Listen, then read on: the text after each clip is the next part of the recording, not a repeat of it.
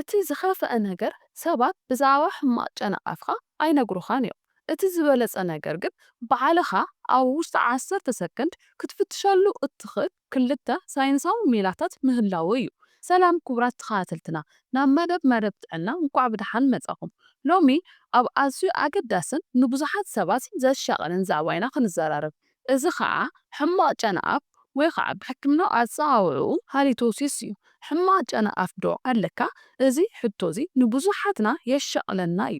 መብዛሕትኡ ሰብ ንዓርኩ ወይ ንፈታዊኡ ኣፍኻ ይጨይን ዶ ኣሎ ኢሉ ንምሕታት ይፈርሕ ወይ ይሕብር። ዝኸፍአ ድማ ንስኻ ባዕልኻ ነቲ ካብ ኣፍኻ ዝወፅእ ሽታ ክተለልዮ ኣዝዩ ከቢድ ምዃኑ እዩ።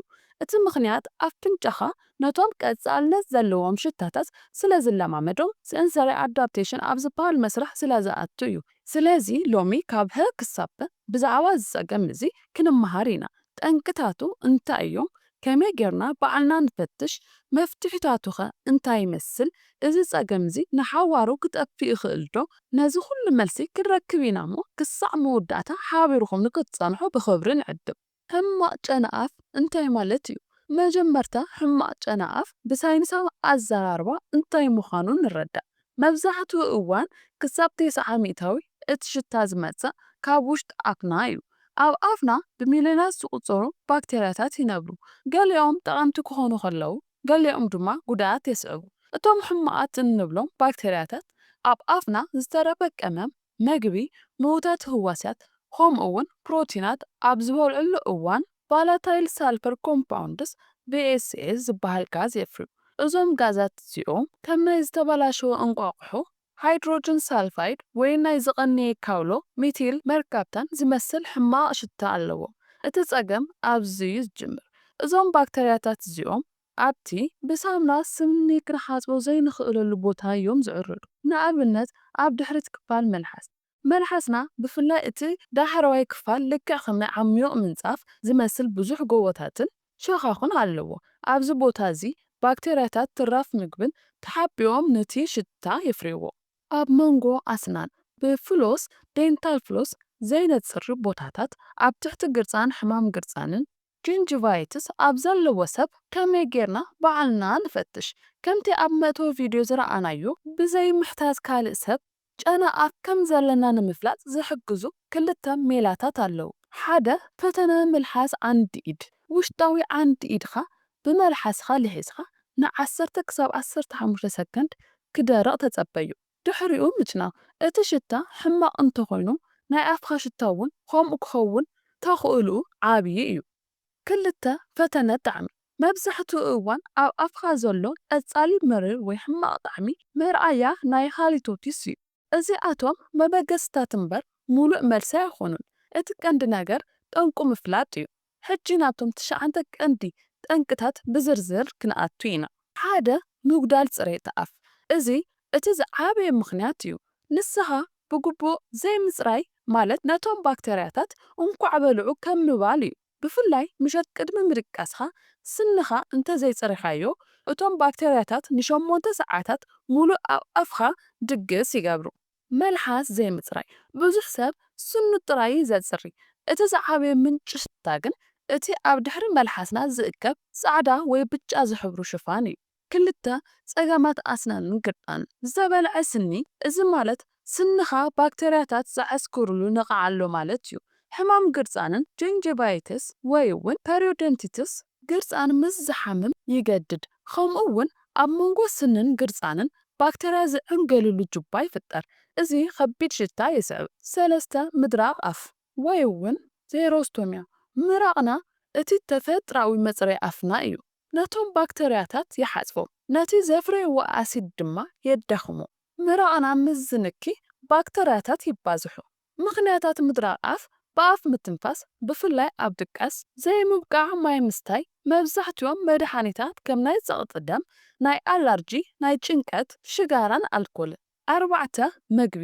ገለ ዓይነት ምግብታት ንጊዜኡ ወይ ንነዊሕ እዋን ጨናኣፍ የስዕቡ። ሽጉርቲ፣ ጻዕዳ ሽጉርቲ። እዞም ምግብታት እዚኦም እቲ ጨና ዘለዎ ኬሚካላት ኣብ ደምና ተዋሒጦም ብሳንቡና ኣቢሎም ይወፁ። ስለዚ ስንኻ ምጽራይ ጥራሕ መፍትሒ ኣይክኸውንን። ቡንን ኣልኮልን ኣፍና ስለ ዝደርቕ ነቲ ጸገም የጋድድዎ። ሽኮር ዝበዝሖም ምግብታት እዞም ባክተርያታት ብሽኮር እዮም ዝምገቡ። 5 ሽጋራ ምትኻኽን ካልኦት ትንባሆ ምጥቃምን ሽጋራ ናይ ባዕሉ ሕማቕ ጨና ክፈጥር ከሎ ንግርፃን ብምጉዳእ ኣፍና ብምድራቕ ነቲ ፀገም የጋድዱ። 6 ሕክምናዊ ፀገማት ሲስተማቲክ ኢሹ እዚ ኣዝዩ ኣገዳሲ እዩ። ፅሬት ኣፍካ ጽቡቕ ኮይኑ እናሃለወ ጨና ኣፍ እንተልዩካ ምልክት ካልእ ውሽጣዊ ሕማም ክኸውን ይኽእል እዩ። ፀገማት ቶንሲል ኣብቲ ሸኻኾ ቶንሲል ዝእከብ ተረፍ ምግቢ ባክተርያ ተጠራቂሙ ፀፀር ይፈጥር። እዚ ፀፀር እዚ ኣዝዩ ሕማቕ ጨና ኣለዎ። ኢንፌክሽን ናይ ሳይነስ ኣብ ሳይነስ ዝህሉ መግሊ ወይ ፈሳሲ ብድሕሪት ኣፍንጫኻ ናብ ጎረሮና ስለ ዝውሕዝ ሕማቕ ጨና ይፈጥር። ፀገማት መሕበስ ምግቢ ኣሲድ ካብ ከብዲ ናብ ጎረሮ ምስ ዝምለስ ንኣስናን ይጎድእን ሕማቕ ጨና የስዕብን። ሕማም ሽኮር ዲያቤቲክስ ዘይተቆፃፀርካዮ ሕማም ሽኮር ከም ናይ ፍሩታ ወይ ኣቾሎኒ ዝመስል ጨና ኬቶ ኣሲዶሲስ ይፈጥር። ሕማም ኩላሊትን ከብድን እዚኣቶም እውን ናይ ኣሞንያ ወይ ዓሳ ዝመስል ፍሉይ ጨና ክፈጥሩ ይኽእሉ። 7 ዝተበላሸየ ናይ ስኒ መፅረይ 8 ወልፊ ጫትን ካልኦትን። 9 ኣመጋግባ ሕጂ ናብቲ ኣገዳሲ ክፋል ማለት መፍትሒኡ ንምፃእ እቶም ኣብ ቪድዮ ዝጠቐስናዮም 8 መፍትሕታት ብዝርዝር ክንሪኦም ኢና። 1 ሙሉእ ፅሬት ኣፍን መልሓስን ምሕላው ስኒ ምፅራይ መዓልቲ 2 ግዜ ን2 ደቂቕ ምፅራይ። ሳሙና ስንኻ ድሕሪ 3 ወይ 4 ወርሒ ምቕያር። ምጥቃም ፎሎሲንግ መዓልታዊ ሓንቲ ግዜ ብፍላይ ምሸት ምጥቃም። መልሓስ ምፅራይ መዓልታዊ ንግሆ ብመፅረይ መልሓስ ታንክ ስክራፐር ወይ ብድሕሪት ሳሙና ስኒ ነቲ ናይ መልሓስ ዝርከብ ሽፋን ምፅራይ። 2 ማይ ብበዝሒ ምስታይ ማይ ንኣፍኻ ካብ ምድራቕ ይከላኸሎ ነቶም ባክተርያታት ድማ ይሓፅቦ። 3 ኣመጋግባና ምዕራይ ኣመጋግባ ምዕራይ ዝሕግዙ ምግብታት ቱፋሕ፣ ካሮት፣ ሰለሪ እዞም ጥንክር ዝበሉ ፍሩታትን ኣሕምልትን ንኣስናና ብተፈጥራዊ መንገዲ ከፅርይዎ ከለዉ ምህርቲ ምራቕ ድማ የበርትዑ። የጓሬት ብዘይ ሽኳር ኣብ የጓሬት ዝርከብ ጽቡቓት ባክተርያታት ፕሮባዮቲክስ ምስቶም ሕማቓት ባክተርያታት ብምቅላስ ንጨና ኣፍ ከነክይዎ ይኽእሉ። 4 ካብ ሽኮር ነፃ ዝኾኑ ማስቲካ ምሕያኽ ብፍላይ ድሕሪ ምግቢ ን5 ክሳብ 10 ደቂቓ ምሕያቕ ምራቕ የመንጭዩ። 5 ተፈጥራዊ መፍትሕታት ቁርንፉድ ፅረ ባክተርያ ባህሪ ስለ ዘለዎ ሓንቲ ፍረ ብምሕያኽ ነቲ ሽታ ንግዚኡ የጥፍኦ። ኣእዋሙ ክሎሮፊል ዝበሃል ኣብዞም ኣእዋም ዝርከብ ንጥረ ነገር ንሽታ ከም ዘጥፍእ ይፍለጥ። 6 ኣብ ገዛ ዝዳሎ መጎዝጎዚ ኣፍ ማውዝ ዋሽ ውህደት ቀረፋን ሎሚንን ከምቲ ኣብ ቪድዮ ዝተገለጸ 1 ኩባያ ማይ ፍርቂ ማንካ ሕሩጭ ቀረፋ ጽማቕ ሓንቲ ሎሚን 1 ማንካ መዓር እዚ ውህድ ፅረ ባክተርያ ባህሪ ኣለዎ። ቀረፋ ነቶም ባክተርያ ክቐትሎም ከሎ ሎሚን ድማ ምህርቲ ምራቕ የበርትዕ። 7 ወልፍታት ምቁራጽ ሽጋራ፣ ጫት፣ ኣልኮል ሙሉእ ብምሉእ ምቁራጽ። 8 ሕክምናዊ ክትትል ምግባር ናብ ሓኪም ስኒ ምኻድ ኣብ ዓመት 1 ወይ 2 ግዜ ፅሬት ስኒ ምግባር ኣዝዩ ኣገዳሲ እዩ። ንሳቶም ነቲ ብሳምና ስኒ ዘይተውፅኦ ዘይትኽእል ዝቐረየ ርስሓት የፅርይዎ። ናብ ጠቕላላ ሓኪም ምኻድ ሓኪም ስኒ ፀገምካ ካብ ኣፍካ ከም ዘይኮነ እንተነጊሩካ ናይ ጠቕላላ ሓኪም ብምኻድ ውሽጣዊ ሕማም ከይህሉ ምርግጋጽ። ክቡራት ተኸታተልትና ሕማቕ ጨና ኣፍ ካብ ጥዕናዊ ፀገም ሓሊፉ ኣብ ማሕበራዊ ህይወትና ርእሰ ተኣማንነትና ዓብዪ ጽልዋ ኣለዎ።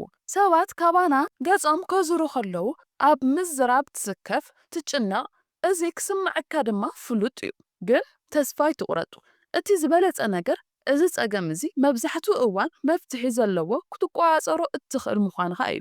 እቲ ቀንዲ ነገር 1 ጠንቁ ምፍላጥ 2 ውልቃዊ ፅሬት ብግቡእ ምሕላው 3 ኣድላይ እንተኾይኑ ናብ ክኢላ ሓገዝ ምሕታት ነቲ ኣብ ከባቢኻ ዘሎ ሰብ ብፍላይ ሕማቕ ጨና ኣፍ ዘለዎ ኮይኑ ግን ዘይፈለጦ ሰብ ክትሕግዞ እንተደሊኻ ብኣኽብሮትን ብሕያውነትን ክትነግሮ ፈትን። ንኣብነት ኣብ ቀረባ እዋን ገለ ፍሉይ ሽታ ካብ ኣፍካ ይወፅእ ኣሎ ምናልባት ናይ ገፅን ፀገም ወይ ካልእ ነገር ክኸውን ይኽእል እዩ እሞ ሓኪም ስኒ ተራእዩ ኢልካ ብፅቡቕ ምኽሪ ምሕጋዝ ይከኣል እዩ። ብሓፈሻ ሕማቕ ጨና ኣፍ ከም ሕማም ርእሲ ወይ ካልእ ጉንፋዕ ዝኣመሰሉ ክትሕዞ እትኽእል ፀገም እዩ። ነዚ መደብ እዚ ብምስማዕኹም እቲ ፀገም እንታይ ምዃኑ ጠንቅታቱን መፍትሕታቱን ብግቡእ ከም ዝተረዳእኹም ተስፋ ንገብር። ውልቃዊ ፅሬትኩም ሓለዉ ጥዕናኹም ተኸታተሉ ብርእሰ ተኣማንነት ድማ ነበሩ። ናይ ሎሚ ቪድዮ ብዛዕባ ጠንቂ መፍትሕን ሕማቕ ጨና ኣፍ እዩ ነይሩ። ኣብ ዝቕፅል ሰሙን ብኻልእ መደብ ጥዕና ክሳዕ ንረኸብ ሰላም ፅንሑ።